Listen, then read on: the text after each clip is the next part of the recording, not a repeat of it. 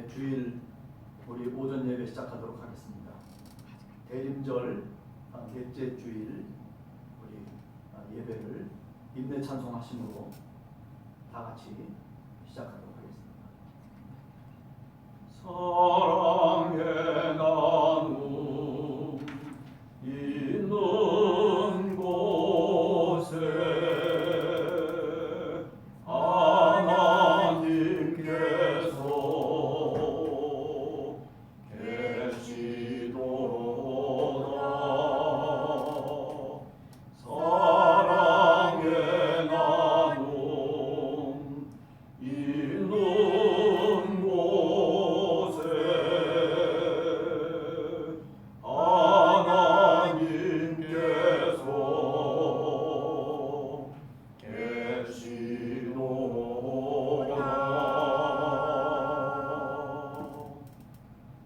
신령과 진정으로 예배코자 하오니 은혜와 자비를 내려 주옵소서. 생명의 근원이신 성령께서 임하시어 우리 모두 예배케 하옵소서. 아멘. 우리 성탄주일 교독하도록 하겠습니다. 베들레헴 에브라다야, 너는 유다 족속 중에 작을지라도 이스라엘을 다스릴 자가 내게서 내게로 올 것이라. 이는 한 아기가 우리에게서 낳고 한 아들을 우리에게 주신 바 되었는데 그의 어깨에는 정사를 메었고 그의 이름은 기묘자라 모사라 하나님이라. 다윗의 왕자와 그의 나라에 군림하여 그 나라를 굳게 세우고 지금 이후로 영원히 정의와 공의로 그것을 보존할 것이라. 천사가 이르되 무서워 말라. 백성에게 미칠 기쁨의 소식을 너희에게 전하노라. 오늘 다윗의 동네에 너희를 위해 구주가 나셨으니 곧 그리스도 주시니라. 아멘. 네, 우리 찬송가 105장 함께 찬송하도록 하겠습니다. 찬송가 105장입니다.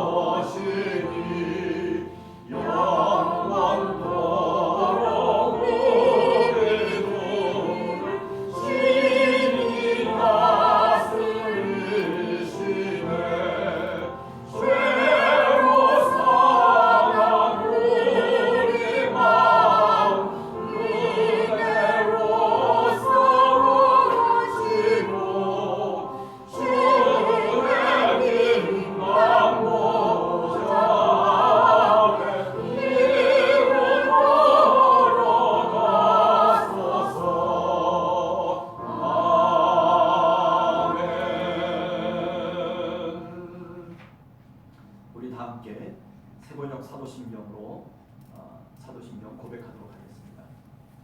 나는 전능하신 아버지 하나님 천지의 창조주를 믿습니다. 나는 그의 유일하신 아들 우리 주 예수 그리스도를 믿습니다. 그는 성령으로 잉태되어 동정녀 마리아에게서 나시고 본디오 빌라도에게 고난을 받아 십자가에 못 박혀 죽으시고 장사된 지 사흘 만에 죽은 자 가운데서 다시 살아나셨으며 하늘에 오르시어 전능하신 아버지 하나님 우편에 앉아 계시다가 거기로부터 살아있는 자와 죽은 자를 심판하러 오십니다. 나는 성령을 믿으며 거룩한 공교회와 성도의 교제와 죄를 용서받는 것과 몸의 부활과 영생을 믿습니다. 아멘. 네, 우리 다 함께 고백하는 사죄의 기도 함께 읽도록 하겠습니다.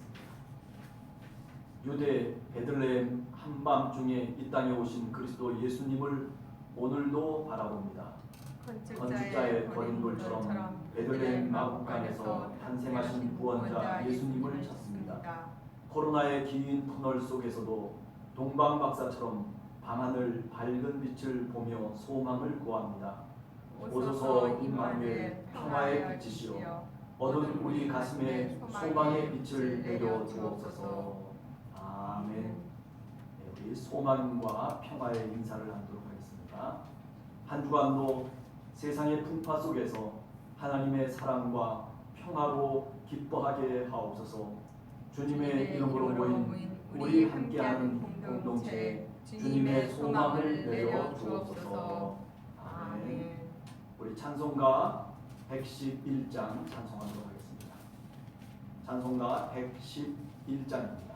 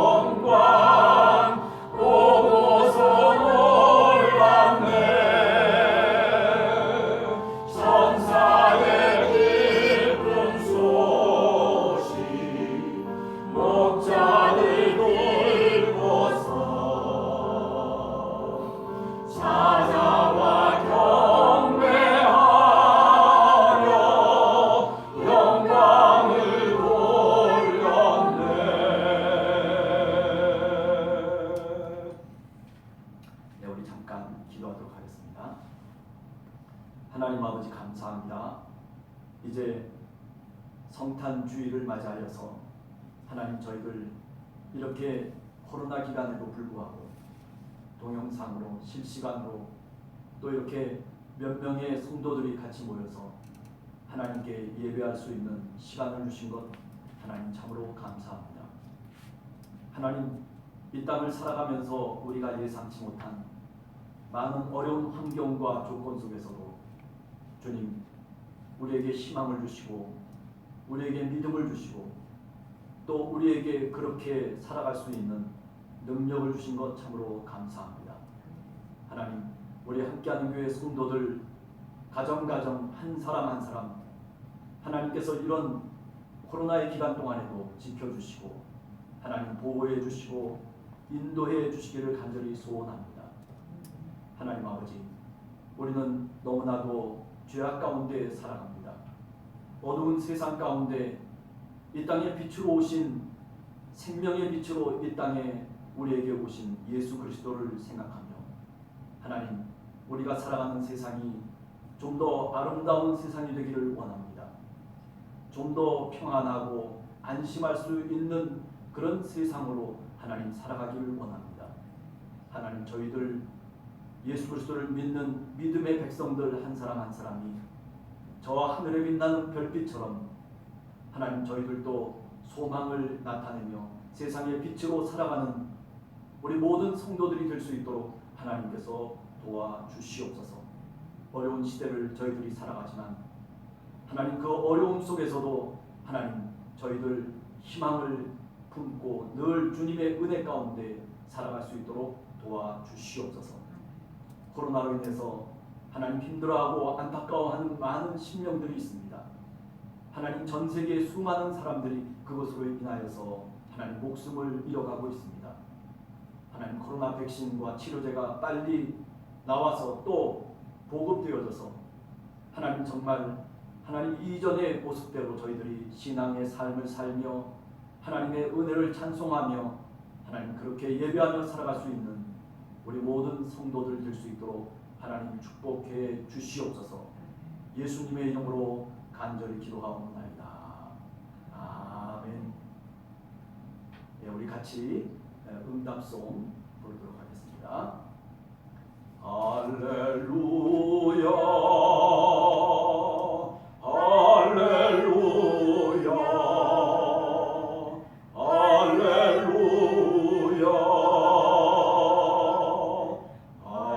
할렐루야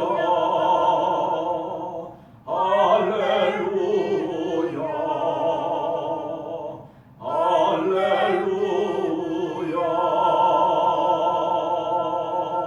할렐루야. 예, 오늘 우리에게 주시는 하나님의 말씀은 요한복음 1장 9절에서부터 14절까지 말씀. 요한복음 1장 9절에서부터 14절까지 말씀. 신약성경 141쪽에 있습니다. 우리 같이 함께 한 목소리로 하나님의 말씀 봉독하도록 하겠습니다. 9절부터 14절입니다.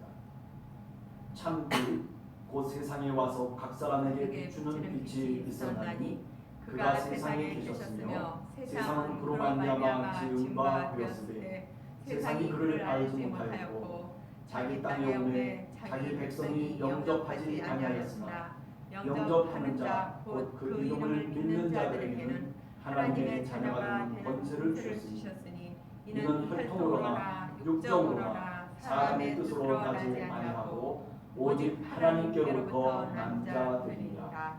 말씀이 육신이 되어 우리 가운데 거하시니 우리가 그의 영광을 보니 아버지의 독생자의 영광이요 은혜와 진리가 충만하더라. 요한이 그에 대하여 증언하여 외쳐 이르되 내가 전에 말하기를 내 뒤에 오는 이가 나보다 앞선 것은 나보다 먼저 계심이라 한 것이 이 사람을 가리킴이라 하니라. 우리가 다 그의 충만한 데서 받으니 은혜 위에 은혜로라. 아멘. 예, 16절까지 제가 읽었습니다. 예, 코로나 기간입니다.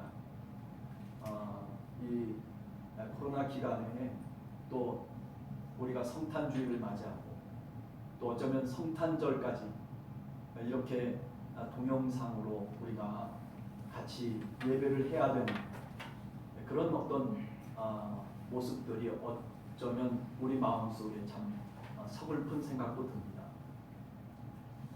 그러나 우리가 생각해 보면 이런 중에도 하나님이 우리를 붙드시고 또 우리 세상 속에 여러 가지 지혜를 주셔서 옛날 같으면은 그야말로 수많은 사람들이, 더 많은 사람들이 죽어야 마땅한데도 불구하고, 그런데 이제 백신이 나오고 또 얼마 안 있어도 치료제도 나올 것이다, 그렇게 생각하니 또한 우리가 소망을 갖기도 합니다.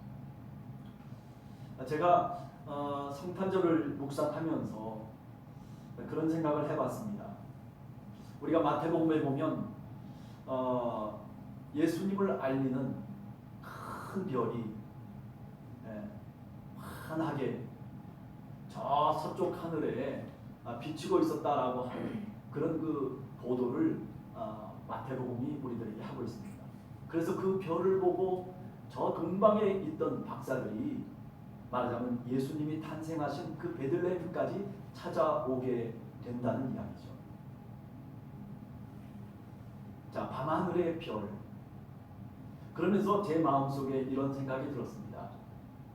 우리 크리스찬들이 오늘 이 시대를 살아가면서 좀 밤하늘의 별이 되는 꿈을 꿔야 되지 않을까라는 생각. 저 자신도 내 마음속에 과연 이 밤하늘의 별을 꿈꾸면서 오늘도 과연 내가 살아가고 있나? 왜 그런 생각이 들었을까요?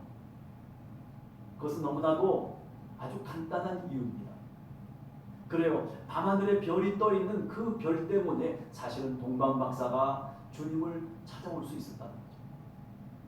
그 별 때문에 결국 목자들이 예수 그리스도 아기 예수가 탄생하신 그곳에 기쁜 소식을 들고 찾아올 수 있었다라고 하는 겁니다. 그러면서 생각이 요한복음 1장에 보면 바로 예수 그리스도 말씀이신 그 하나님이 누구신가? 그 하나님이 바로 어둠을 비치는 계시의 빛이셨다라고 그렇게 언급하고 있다는 사실입니다.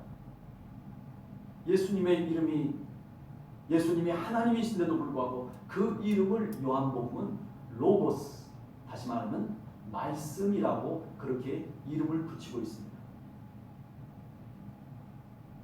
그 예수의 이름이라고 하는 말씀, 로고스라고 하는 그 의미 속에 보면 바로 어둠을 비치는 계시의 빛이라고 하는 그런 뜻을 지니고 있는 것입니다. 그렇습니다. 역사의 지평 너머에서 바로 우리 세상 속에 다가오는 하나님의 영광을 누가 우리들에게 나타내 주시고 누가 우리들에게 비춰주셨냐면 바로 예수 그리스도, 말씀이신 하나님 그분이시다라고 하는 겁니다. 마치 밤하늘의 별빛처럼, 그렇습니다. 그 밤하늘의 별빛처럼 우리들에게 다가오셔서 그래서 어두운 세상 가운데 어디가 어디인지 지척을 구분할 수 없는 세상 속에 살아가는 그 당시에 이스라엘 백성들에게 빛을 나타내 주셨다라고 하는 겁니다. 자, 그런데 우리가 생각할 수 있는 것은 이런 겁니다. 그런데 그 하나님의 영광이 그 어둠을 비치는 계시의 빛, 바로 그 예수 그리스도의 그 빛이 어디에 내려왔나? 그것은 바로 누가복음 2장에 보면 베들레헴 마구간 구유에 내려왔습니다. 여러분, 하나님의 말씀이 또 하나님의 그 어둠을 비치는 계시의 빛이 저 예루살렘 성에 비쳤던 것이 아니라 베들레헴 마구간 구유에 그 빛이 멈추어 섰다는 사실입니다. 누가복음 2장에 보면 분명하게 우리들에게 그 사실을 이야기하고 있습니다. 여러분, 기독교의 출발이라고 하는 것이 이렇게 마구간 구유에서부터 출발하고 있습니다. 화려한 예루살렘 성전에서부터 출발하는 것도 아니고, 그리고 수많은 종교 지도자들이 있는, 율법학자가 있고 대제사장이 있고 헤롯 대왕이 그렇게 당당하게 머물고 있는 그 예루살렘 성으로부터 출발하는 것이 결코 아닙니다. 예루살렘 성 밖에 이름도 없는 베들레헴이라고 하는 작은 마을, 그것도 여관이 없어서 결국 마구간 구유에서 태어나신 예수 그리스도, 바로 그것이 하나님의 영광이 머물렀던 것이고 바로 그곳에서부터 하나님의 영광이 출발하고 있다는 것입니다. 여러분, 이것은 기독교의 의미를 우리들에게 너무나도 확실하고 그리고 너무나도 분명히 말씀하고 있는 장면입니다.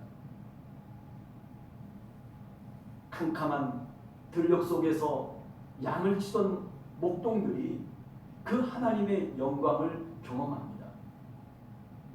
그리고 같이 이야기를 합니다. 야, 우리가 하나님의 영광을 보러 아기 예수가 탄생한 바로 그 베들레헴 마구간으로 가자고 그렇게 같이 함께 외치고 찬양을 하는 장면이 누가복음 2장에 나오고 있는 장면입니다. 이런 장면을 요한복음은 바로 말씀이 육신이 되었다라고 그렇게 우리들에게 표현해주고 있습니다. 우리가 빌립보서 2장 6절에서 8절을 보면은 이렇게 말씀이 육신이 되어 이 땅에 오셨다라고 하는 것, 그런데 어떻게 오셨느냐, 말씀이 육신이 되어 오셨다라고 하는 것을 우리들에게 설명을 해주고 있습니다. 오늘 요한복음 1장 14절에 보면 바로 성육신을 이야기하고 있지 않습니까? 그것을 빌립보서 2장 6절에는 뭐라고 표현하고 있습니까? 원래 그 예수는 근본 하나님의 본체셨다고 말하고 있습니다. 그러나 하나님과 동등됨을 취할 것으로 여기지 아니하셨다는 말로부터 출발하고 있습니다. 그렇습니다. 예수는 하나님의 본체이시고 바로 그분이 하나님이십니다. 그분이 바로 하나님의 영광이고 그리고 그분이 어둠을 비치는 계시의 빛이셨습니다. 그런데도 불구하고 하나님과 동등됨을 취할 것으로 여기지 아니하시고 빌립보서 2장 7, 8절에 보면 오히려 자기를 비워서 종의 형체를 가지시고 사람들과 같이 되셨고 사람의 모양으로 이 땅에 나타나셨다라고 그렇게 고백하고 있습니다. 여러분, 말씀이 육신이 되어서 이 땅에 오셨다는 것은 단지 어떤 구호에 지나지 않는 것이 아닙니다. 사도 바울은 바로 초기 교회가 이해하고 있는 바로 그 그리스도, 말씀이신 그 하나님을 하나님이라 고백하며 그리고 그분이 어떻게 이 땅에 오셨느냐, 자기를 비웠다라고 그리고 종의 형체를 가져서 사람같이 되셨다라고 그렇게 고백하고 있는 겁니다. 여러분, 여기에도 예수 그리스도가 이 땅에 오신 의미가 역시 들어와 있습니다. 우리는 우리 자신을 얼마나 자랑하고 우리 자신에 대해서 얼마나 많은 자신감을 갖고 그리고 드러내 보이기를 원하면서 살아가는지 모릅니다. 예수님 당시에도 많은 종교 지도자들은 바리새파 사람들 또는 율법학자들, 서기관들, 예수님에게 다가왔던 많은 그럴듯한 사람들은 자기를 나타내기 위해서 많은 이야기들을 쏟아붓고 있습니다. 그러나 오늘 빌립보서 2장 6절 이하에 보면 우리 주님은 그렇지 않았다는 것이죠. 하나님이신데도 불구하고 그런데도 자기를 비웠다는 겁니다.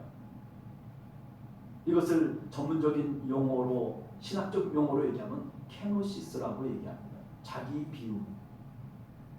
여러분, 그래요. 처음에 얘기했듯이 하나님의 영광이 말 구유에서부터 사실은 출발하고 있는 기독교. 역시 또 우리가 믿는 기독교는 이처럼 자기를 비우는 데서부터 출발하고 있다는 것입니다. 하나님이신데도 불구하고 종이 되셨다는 겁니다. 이 땅에 오신 예수 그리스도는 바로 그렇게 자신의 삶을 사셨던 분입니다. 우리들에게 바로 그렇게 예수 그리스도를 따라가는 우리 믿음의 백성들에게 자신을 보여주시면서 자신을 따라오는 그 모든 사람들이 그렇게 살기를 간절하게 소원하셨다는 사실입니다. 오늘 우리 교회와 그리고 오늘 우리 성도들이 과연 이런 예수 그리스도의 모습대로 오늘도 살아가려고 있는지, 또 살아가고 있는지를 한번 우리 스스로 질문을 하며 우리 교회가 질문을 하게 됩니다. 얼마나 교회당은 크게 지어지고 얼마나 많은 예수를 믿는다고 하는 사람들이 얼마나 이 거리를 활보하면서 다니는지 모릅니다. 그러나 세상이 그렇게 바뀌어지고 세상이 그렇게 빛된 모습으로 변화되어져야 됨에도 불구하고 그러나 어두움은 그대로 있다는 것, 이것이 바로 신앙의 모순이고, 그리고 이것이 예수 그리스도가 이 땅에 육신이 되어서 이 땅에 오셨다는 그 의미에 얼마나 사실은 어긋난 것인지를 우리는 너무나 잘 알고 있습니다. 우리가 크리스찬임에도 불구하고, 우리가 예수 그리스도를 믿는 믿음의 백성임에도 불구하고 우리는 주님을 따라가려고 하진 않습니다. 자기를 비워내질 않습니다.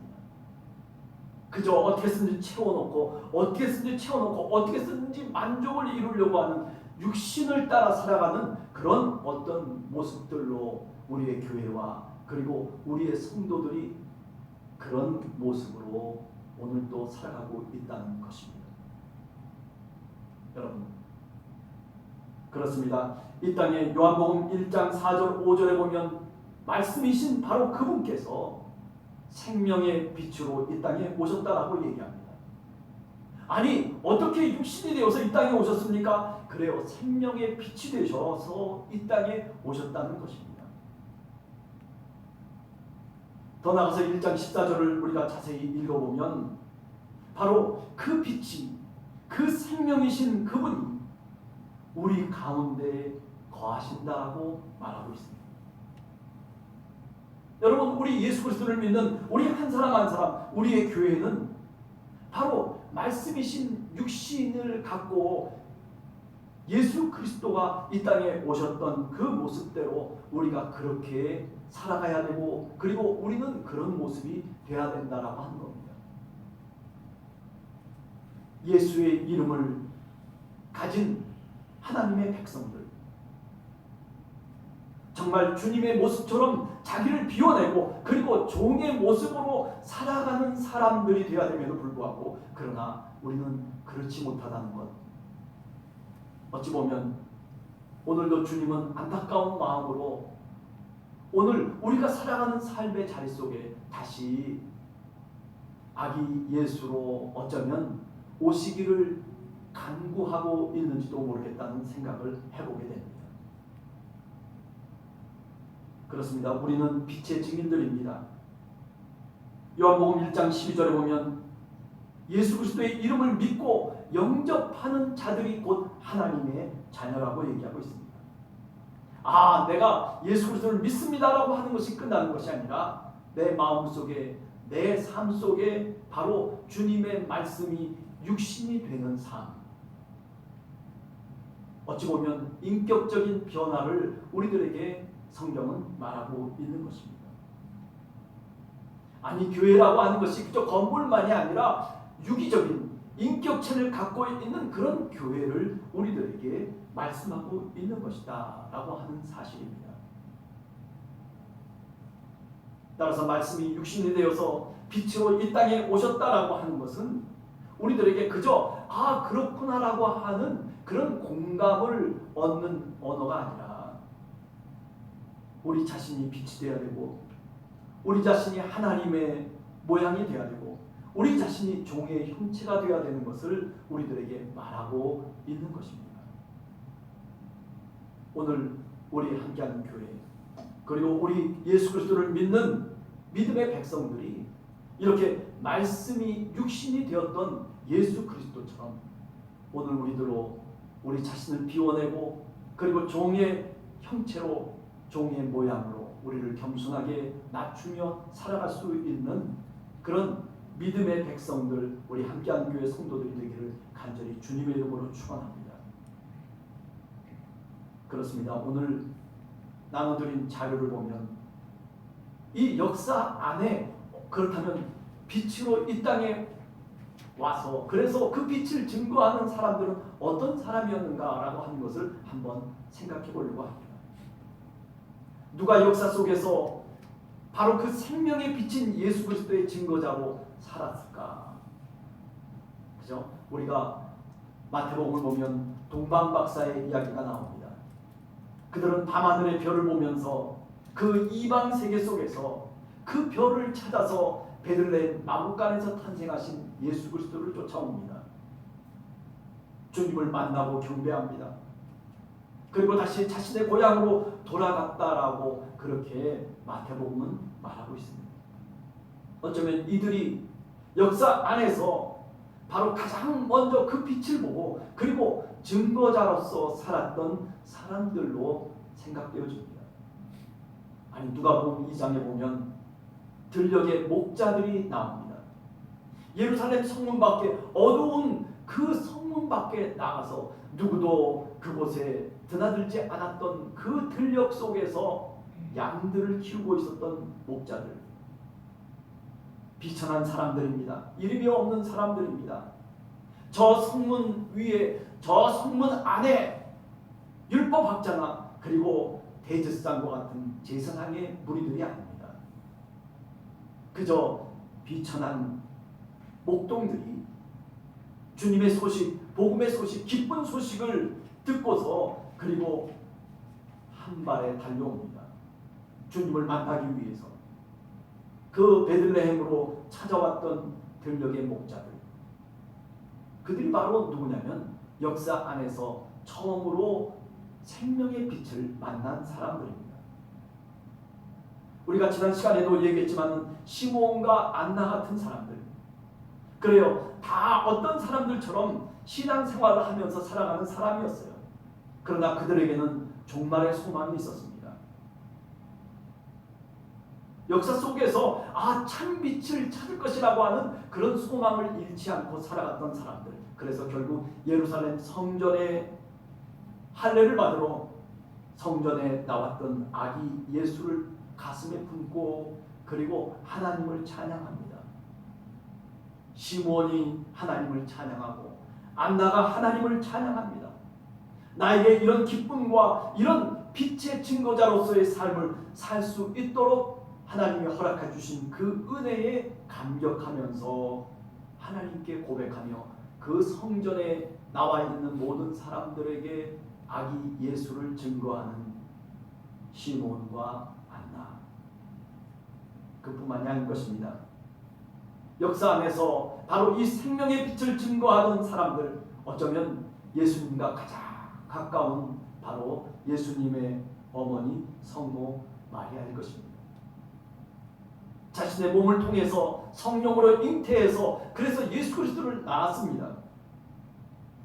두렵고 떨림에도 불구하고 자신의 목숨이 돌에 맞아서 죽어야 마땅한 그런 율법을 어기는 그 모습 속에서도 그것을 감내하면서 내가 죽으면 죽으리라, 하나님의 뜻이 이루어지기를, 하나님의 섭리가 자신의 시간 속에서 자신의 몸을 통해서 이루어지기를 간구했던 마리아, 어쩌면 역사 안에서 바로 빛의 증거자들입니다. 참빛을 가슴속에 품고 참빛을 뽑아낼 수 있었던 주님의 어머니 마리아. 어디 이런 사람들만이 역사 안에서 빛의 증거자들이겠습니까?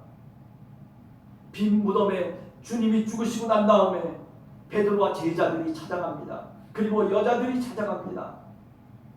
그리고 부활하신 그리스도를 목격하는 수많은 사람들, 그 사람들이 처음 예수 그리스도가 탄생하셨을 때의 그 참빛을 그들은 몰랐을지는 모르지만, 그러나 부활의 사건을 통해서 그가 하나님이신 줄을 깨닫고 그가 세상에 비추는 계시의 빛인 줄을 깨닫고 그리고 그가 생명의 빛이라고 그렇게 말하고 증거했던 바로 주님의 제자들, 어쩌면 이런 사람들이 다 역사 안에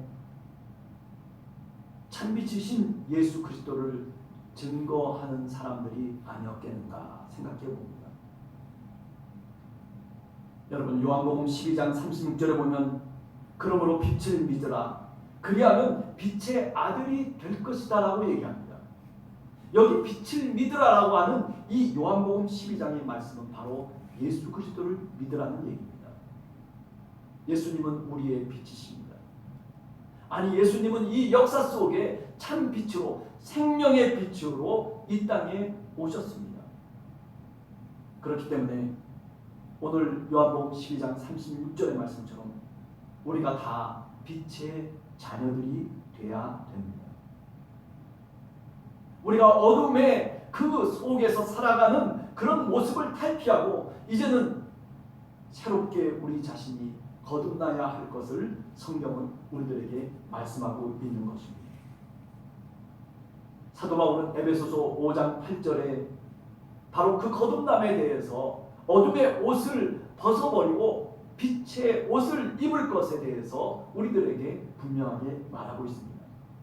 너희가 전에는 어둠이더니 이제는 주 안에서 빛이라 빛의 자녀처럼 행하라 라고 말하고 있습니다.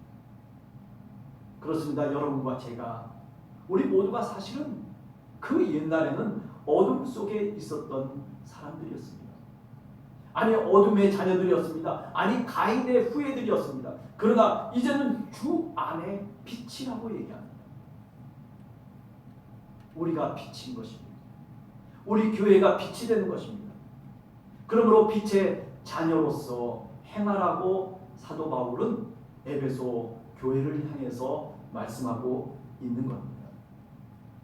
어디 그뿐이겠습니까? 데살로니가 전서 5장 5절에 보면 역시 또 사도 바울이 데살로니가 교인들을 향해서 얘기합니다. 너희는 다 빛의 아들이다. 빛의 자녀라고 얘기합니다.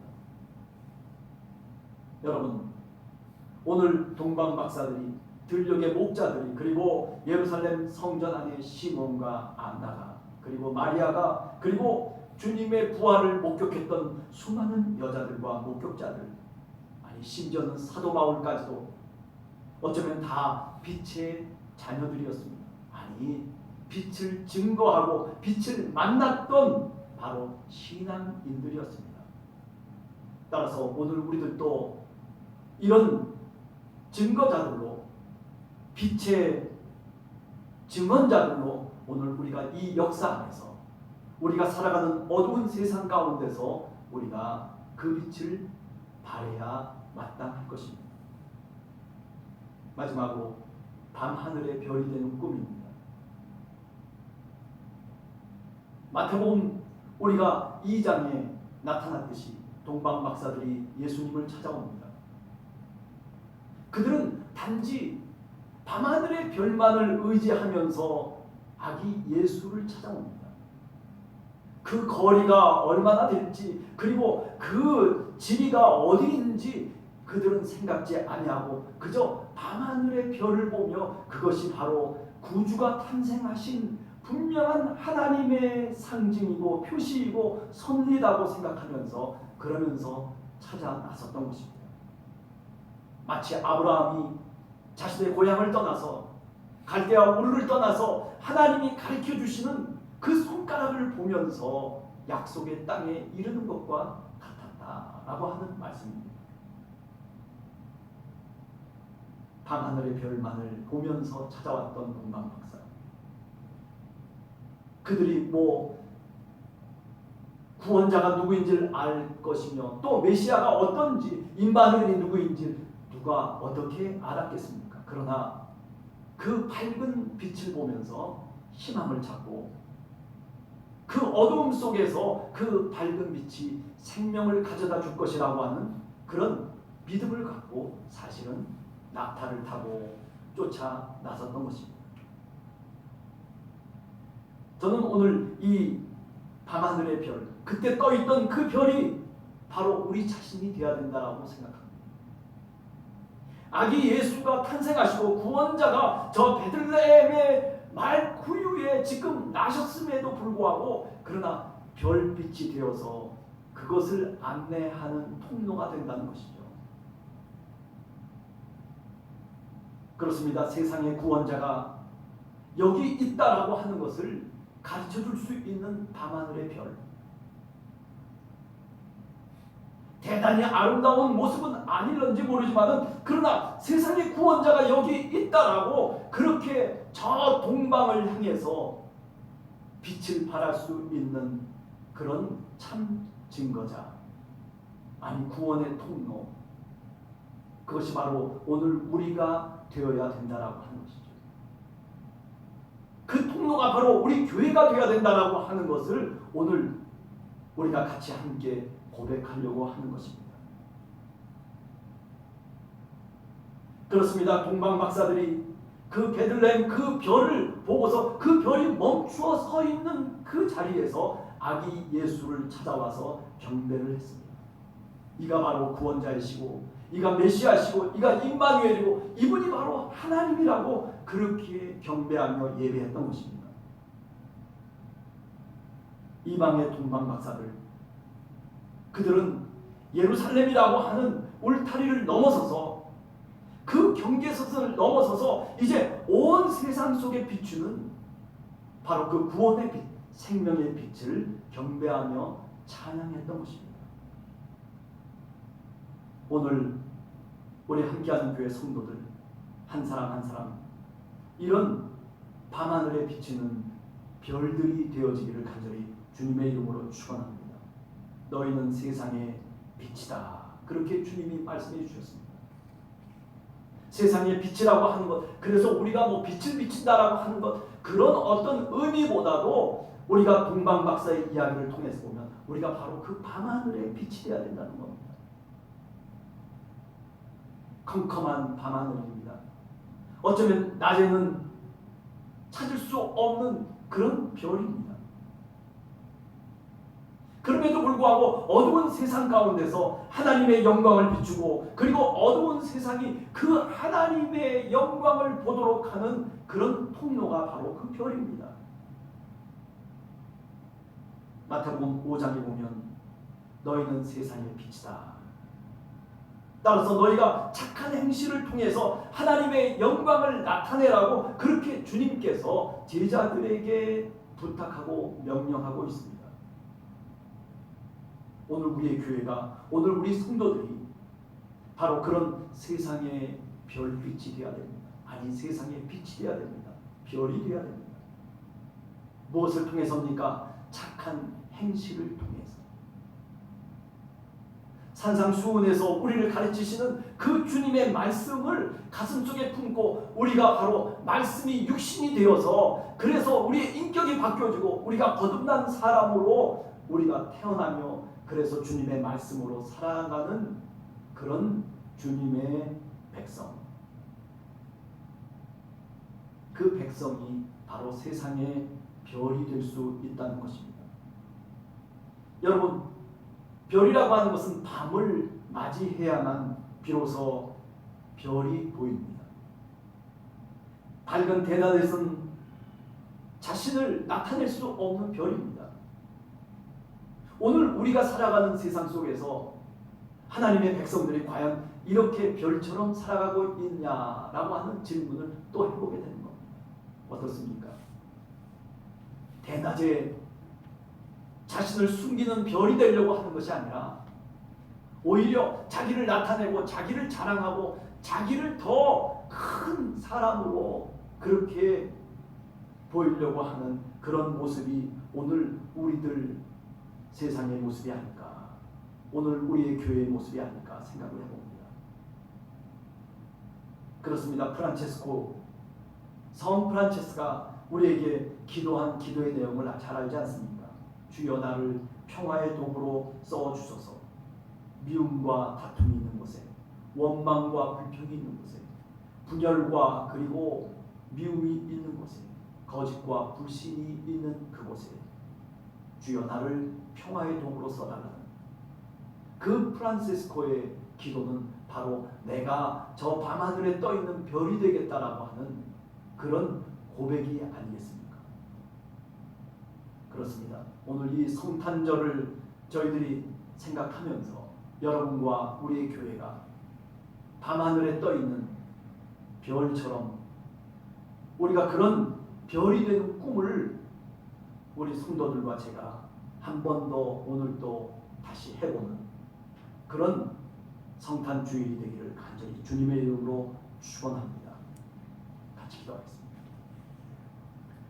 하나님 아버지, 오늘도 우리 함께하는 교회 성도들 한 사람 한 사람 하나님 생명의 빛으로 이 땅에 오신 예수 그리스도를 고백하며 그분이 바로 우리의 구원자이시고 그분이 말씀이신 하나님이셨고 그 말씀이 육신이 되어서 이 땅에 오셨던 것을 오늘도 다시 한번 고백합니다. 하나님, 우리 믿음의 사람들 한 사람 한 사람 예수 그리스도의 이름을 영접하며 하나님의 자녀가 된 우리 한 사람 한 사람이 어두운 세상에 빛이 되게 하여 주시옵소서.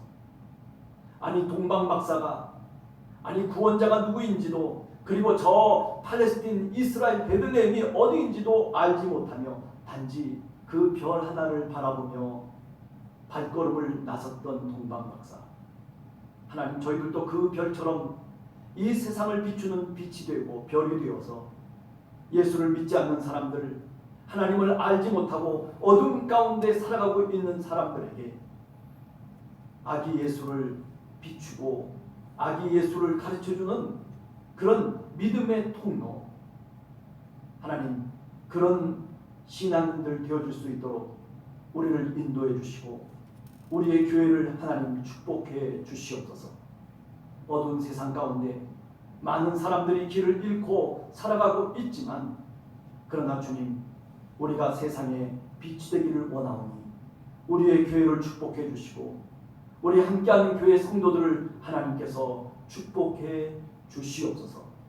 세상의 빛으로 살아가는, 아니 어두운 밤하늘의 빛이 되기를 원하는, 별이 되기를 원하는 마음의 꿈을 하나님 저희들에게 허락해 주시옵소서.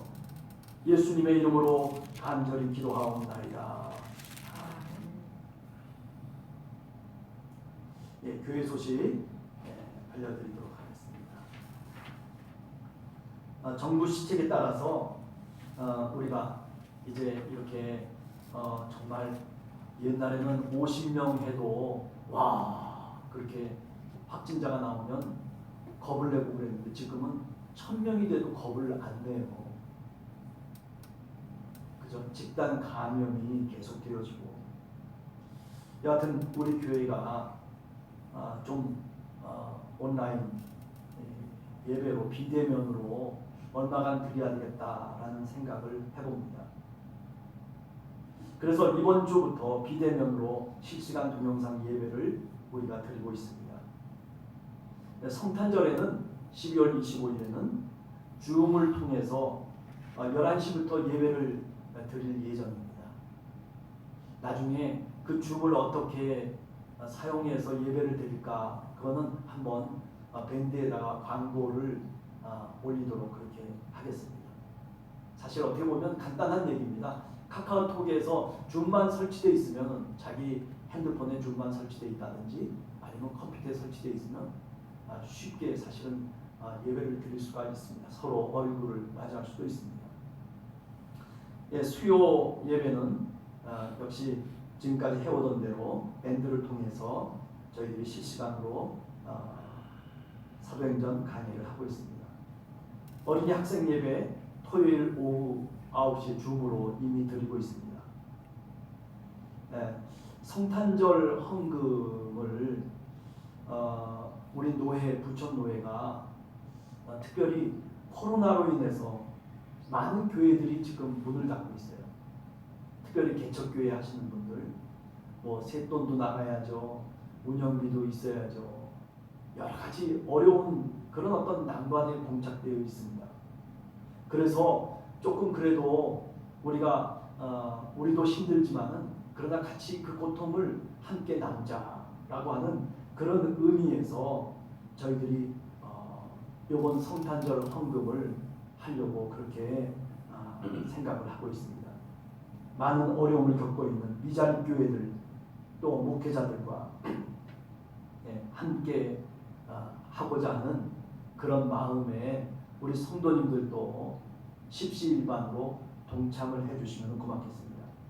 그래서 교회 봉헌 계좌, 농협 봉헌 계좌에 평소에 이제 계좌로 이체하실 때에 성탄절 헌금은 특별히 성탄절이라든지 아니면 성탄절 헌금이라고 그렇게 표시를 좀 해주시면은, 그러면 그것들만을 모아서 그래서 부천 노예에다가 보내드리면 지금 한 1억 5천을 모으려고 생각하고 있습니다.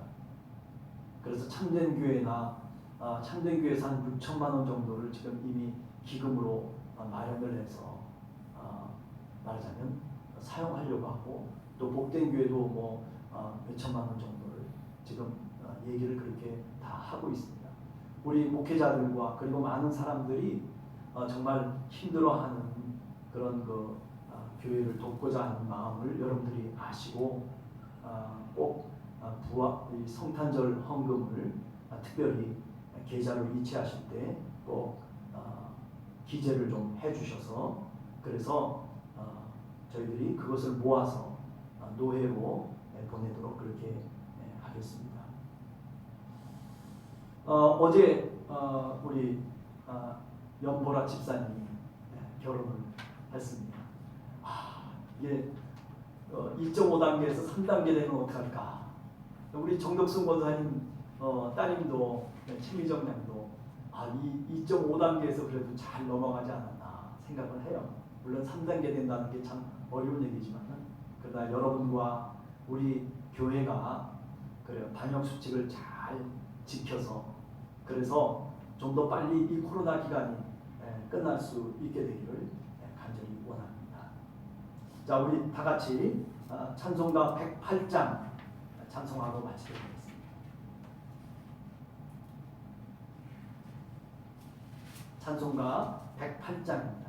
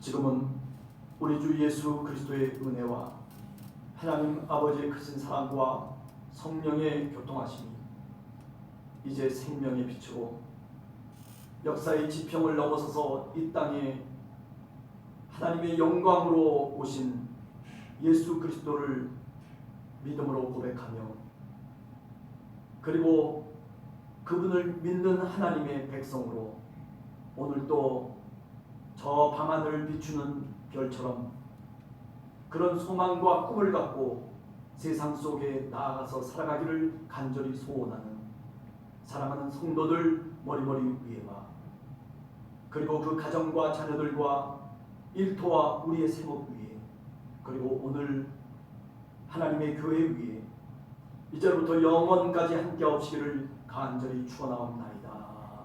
아멘. 감사합니다. 한 주간도 하나님의 은혜 가운데 건강하게 살아가시길